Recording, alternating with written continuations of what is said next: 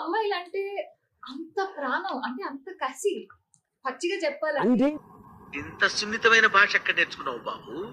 నేను అందమైన అమ్మాయిలకి సేవ చేస్తా అంటే అన్నాడు గాని ఆ ఊహ ఎంత బాగుందో. యాందిరయ్యా యాన్ చేస్తున్నా జీవితంలో ఎప్పుడు చూడలేననుకున్నది ఈ రోజు చూస్తున్నా. ప్రతిదాని మీద ఆశపడితే అది అసహ్యం, అసహ్యం.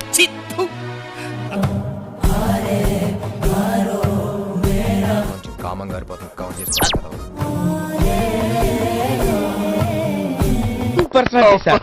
ఈ వయసులోనే ఇలా ఉన్నారంటే ఆ వయసులో చించేస్తుంటారు.